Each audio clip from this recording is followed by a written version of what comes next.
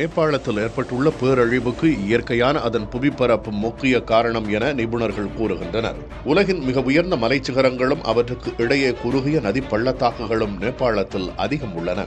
இந்த அமைப்பு ஒரு புனல் போல செயல்பட்டு பாய்ந்து வரும் நீரின் வேகத்தை இயற்கையாகவே பல மடங்கு அதிகரிக்க செய்கிறது.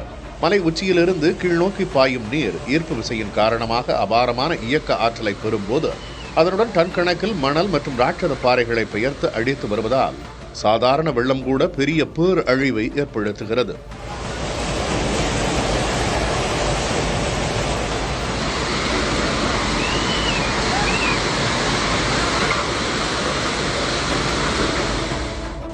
புதன்கிழமை நடந்ததும் இது மாதிரியான கோர நிகழ்வுதான்.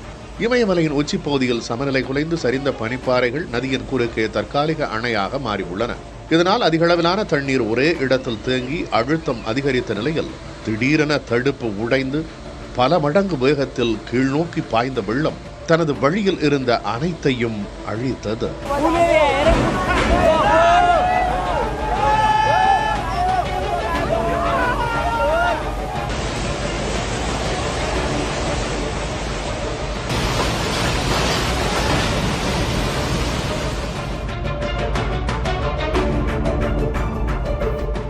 பேரிடர் நிகழ்ந்த பிறகு உடனடியாக தொடங்கப்பட வேண்டிய மீட்புப் பணிகளும் நேபாளத்தில் மிகப்பெரிய சவாலாகத்தான் உள்ளன. மலைப்பகுதிகளில் மீட்பு ஹெலிகாப்டர்கள் தரையிறங்க போதுமான சமவெளி பகுதிகள் இல்லாததாலும் அதீத காற்றோட்டத்தாலும் மீட்புப் பணிகள் பாதிக்கப்படுகின்றன. இதனால் உணவு, மருந்து போன்ற அடிப்படை உதவிகள் கிடைப்பதில் தாமதம் ஏற்பட்டு உயிரிழப்புகள் அதிகரிப்பதாக சொல்லப்படுகிறது.